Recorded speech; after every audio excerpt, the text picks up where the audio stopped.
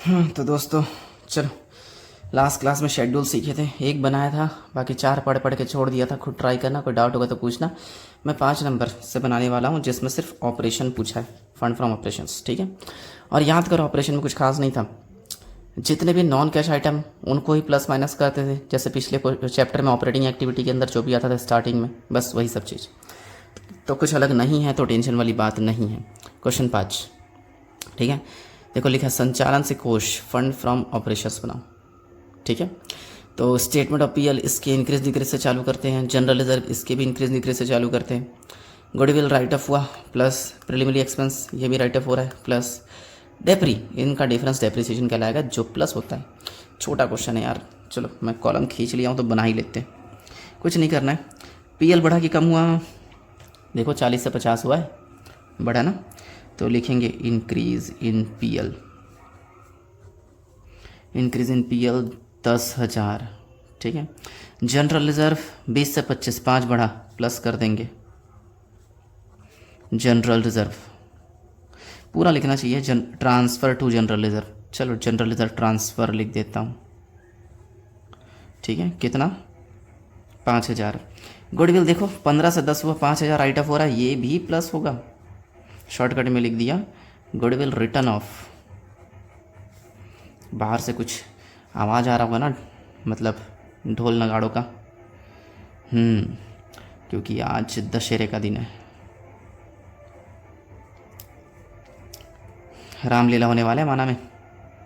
वैसे जब तक तुमको वीडियो मिला होगा तब तक तो नवरात्रि मतलब दिवाली आ चुका होगा।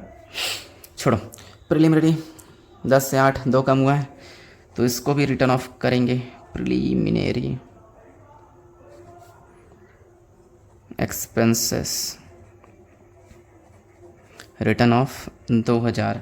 डेप्री का डिफरेंस बस डेप्री का लाएगा, 18 से 20 है, 2,000 बढ़ा तो प्लस डेप्री बस कर लेंगे, प्लस डेप्री 2,000 बस टोटल कर लेंगे। 10, 5 फिर से 5, 2 और 2 4, 24,000 आंसर है। इसको लिख देंगे फंड फ्रॉम ऑपरेशन, मैंने शॉर्टकट में लिख दिया FFO, ठीक है। एक काम करते हैं, मैंने एक कॉलम और बना लिया तो उसका एक क्वेश्चन देख ही लेते हैं। पहले क्वेश्चन पढ़ के देख लेते हैं, अगर इजी लगेगा तो कैलकुलेटर में, टफ लगेगा तो कॉपी में, ठीक है। वही, एक कंपनी के निम्न समायोजन के पश्चात 21-20 में 1,20,000 का लाभ अर्जित किया। अच्छा, जैसे सबसे पहले इंक्रीज इन पीएल लिखकर स्टार्ट किए थे, इसकी जगह प्रॉफिट, नेट प्रॉफिट लिखकर स्टार्ट करेंगे। 1,20,000 चलेगा, तो इसकी जगह नेट प्रॉफिट लिख देना 1,20,000। डेप्रिसिएशन प्लस की minus, plus goodwill plus profit वगैरह माइनस, प्रपोज डिविडेंड भी प्लस होता है, लॉस वगैरह प्लस, डिविडेंड रिसीव माइनस होगा। तो माइनस करने के लिए 2 ही चीज़ें, एक ये बीच का प्रॉफिट दिख रहा था पॉइंट नंबर 3, और लास्ट वाला डिविडेंड रिसीव। चलो एक काम करते, कैलकुलेटर में निपटाते। प्रॉफिट दिया 1,20,000 टाइप कर लिए, depreciation 30,000 plus, goodwill 20,000 plus, profit होगा माइनस, माइनस करेंगे 5,000, प्रपोज डिविडेंड प्लस होगा 48,000, लॉस वगैरह 10,000 प्लस, डिविडेंड रिसीव माइनस करेंगे 3,000, ठीक है।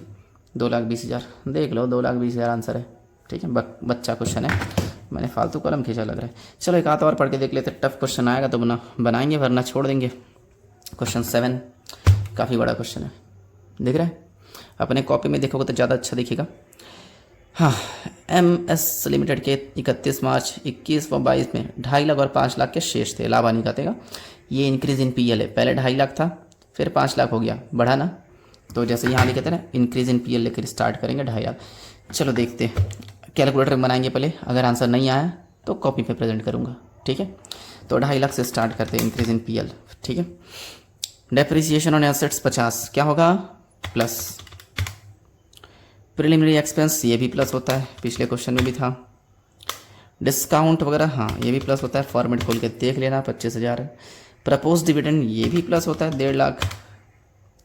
डिविडेंड रिसीव हाँ ये पिछले क्वेश्चन में था, माइनस किए थे, याद करो कहीं था, अच्छा पिछले में पढ़ के देखे थे जब। ये डिविडेंड रिसीव कितना है, 5,000 माइनस ना, माइनस 5,000। फिर प्रॉफिट वगैरह भी माइनस होता है, माइनस कितना है प्रॉफिट का पैसा, 15,000। लॉस वगैरह 6,250 प्लस होगा। Transfer to general reserve 1 lakh plus होगा। 5,71,250 देख लो, 5,71,250, ठीक है।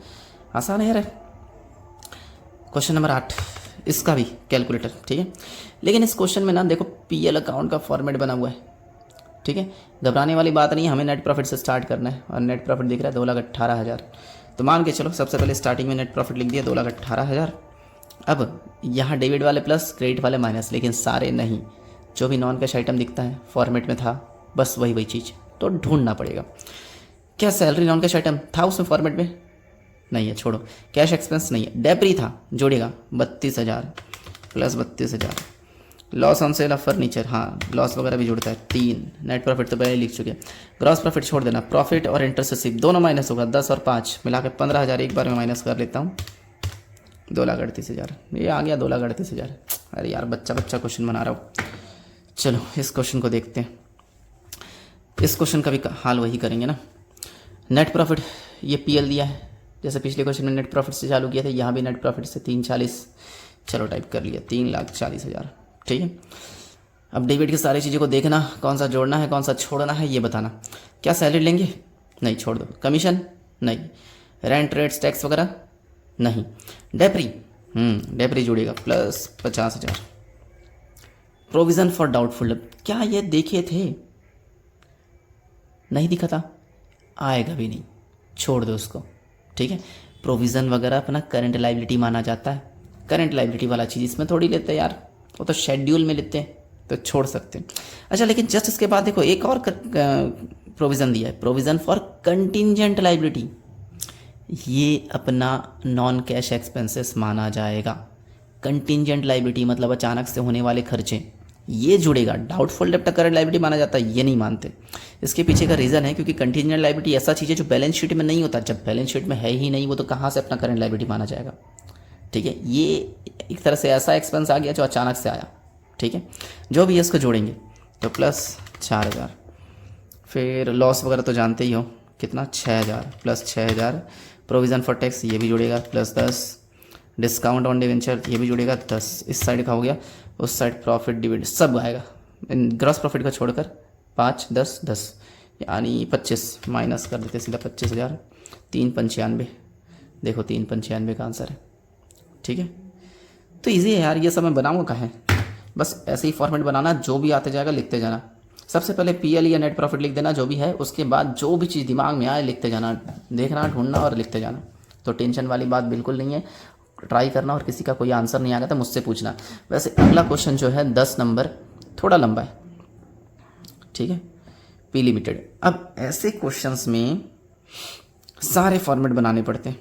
सारे मतलब schedule of change in working capital, ठीक है, इसके अलावा ऑपरेशंस और फंड फ्लो स्टेटमेंट। 3 पढ़े थे ना फॉर्मेट में, तीनों। क्योंकि यहाँ लिखा देखो चिट्ठा विट्ठा दिया है, चिट्ठे के नीचे अगले पेज में आके देखना कोष प्रवाह विवरण तैयार कीजिए, फंड फ्लो स्टेटमेंट।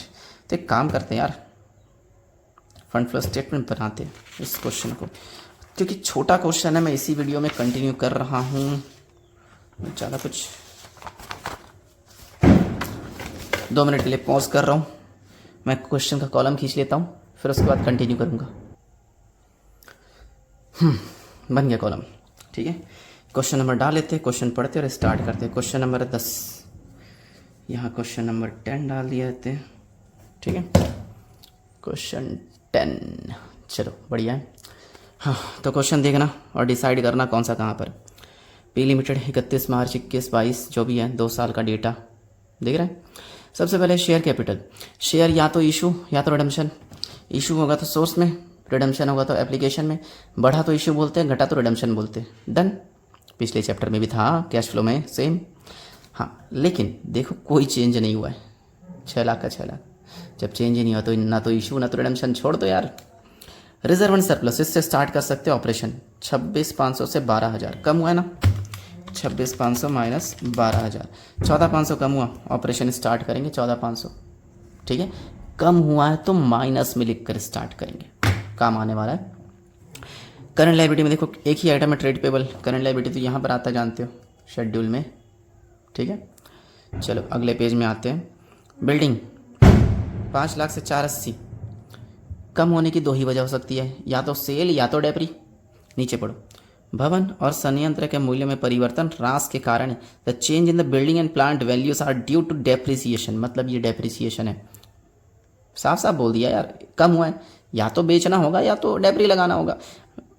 स्पेशली बोल दिया कम होने की वजह डेप्री ही थी, तो डेप्री ही मानेंगे इसको 20,000। और डेप्री कौन से में आता है? बिल्कुल ऑपरेशन में प्लस होता है। उसी तरह देखो प्लांट का भी 90 से 85, 5 कम हुआ, ये भी डेप्री है यार, यहाँ पे आएगा ऑपरेशन में प्लस होगा। करंट एसेट्स के अंदर 3 ठोक दिख रहा है, बेझिझक इन तीनों को करंट एसेट्स में डाल देना, मतलब शेड्यूल में, ठीक है। यानी करंट एसेट्स में 3 है, करंट लायबिलिटी में 1 ही है। तो फटाफट मैं क्वेश्चन सॉल्व करने की कोशिश करता हूँ। थोड़ा टेढ़ा हो गया क्या पेज? नहीं ठीक है, 10 मिनट तो ऐसे ही हो गया, 5 मिनट में सॉल्व हो जाएगा यार। अरे भाई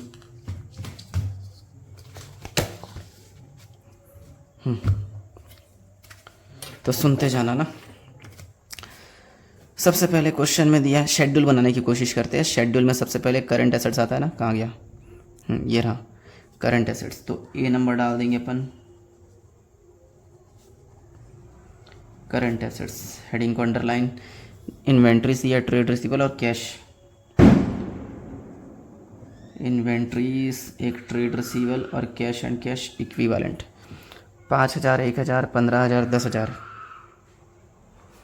5,000, 1,000, फिर है तुम्हारा 15,000 और 10,000, फिर 25 और 1 40।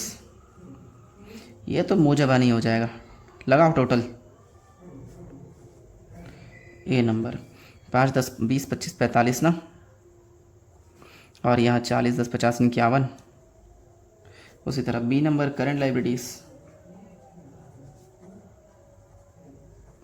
इसके अंदर एक ही आइटम है क्वेश्चन में। क्वेश्चन में देख लो, ट्रेड पेबल बस दिख रहा है, 8,500 से 4,000। ट्रेड पेबल 8,500 और 4,000, एक ही आइटम है तो इसका टोटल भी उतना ही आएगा। बी आ गया 8,500 और ये 4,000। फिर सी क्या बनता है? Working capital A minus B, यही होता है ना। 45,000 माइनस 8,500, 45,000 माइनस 8,500, 36,500 पहले साल का वर्किंग कैपिटल, और 51 में से 4 गया, 47,000 दूसरे साल का वर्किंग कैपिटल। 36,500 से 47 हुआ, बढ़ा कि कम हुआ? ये कैलकुलेटर चला के देख लिया। 10,500 बढ़ा तो इंक्रीज लिखेंगे, इंक्रीज इन वर्किंग कैपिटल 10,500। जिस साइड कम होता है उस साइड लिखते हैं, फिर टोटल करके बंद। यहाँ लिख दिया रहा है ना टोटल है करके, टोटल 47,000 यहाँ भी, 47,000 यहाँ भी। अब वही इन दोनों का सीधा चलाना है, इसका उल्टा चलाना है। 5 से 1 हुआ, कम हुआ 4,000, 4,000 डिक्रीज में। अच्छा यहाँ डेट नहीं लिखा गया, 2021, 2022, यहाँ इंक्रीज़ और ये डिक्रीज, वो लिख लेना तुम लोग। 15 से 10 हुआ, 5 कम हुआ, ये भी वहाँ जाएगा। 25 से 40, 15 बढ़ा, 15 यहाँ पर आएगा। 8,500 से 4,000, 4,500 कम हुआ तो इंक्रीज़ में आएगा 4,500, चलेगा। अब डिफरेंस देख लो, 15 और 4 19, और यहाँ सिर्फ 9, यहाँ 19,500 और यहाँ 9,000, तो 10,500 कम पड़ रहा है ना। जिस साइड कम पड़ेगा तो उसी तरफ लिखेंगे यार, शेड्यूल आसान है ना।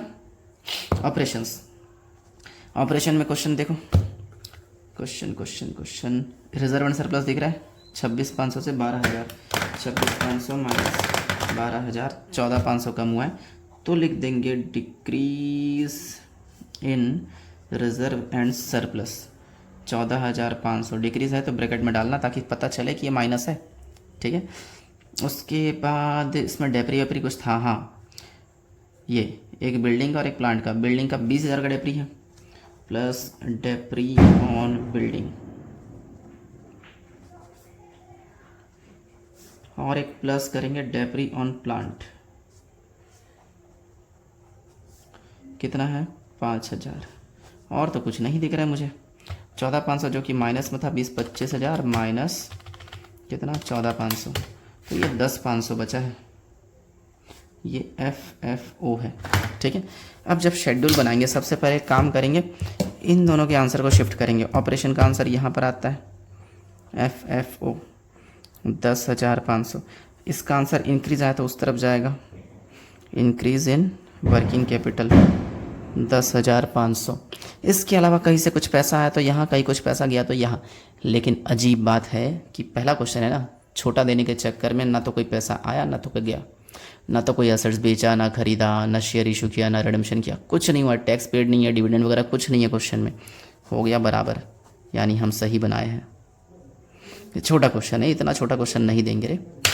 बस मुझे सैम्पल बताना था कि पूरा फुल फ्लैश क्वेश्चन कैसे बनता है, और हो सकता है एक दो वर्किंग नोट भी आ जाए। ठीक है, तो हर क्वेश्चन इसी तरीके से सॉल्व करने की कोशिश करेंगे। इसको नोट कर लिया ना, कोई डाउट होगा तो मुझसे पूछना। वैसे मुझे नहीं लगता कि डाउट होगा, बड़े क्वेश्चंस आएंगे उसमें डाउट होगा। ठीक है, फिर भी नोट करना। समस्या कोई भी आता है बिंदास पूछना, मैसेज करके पूछ सकते हो।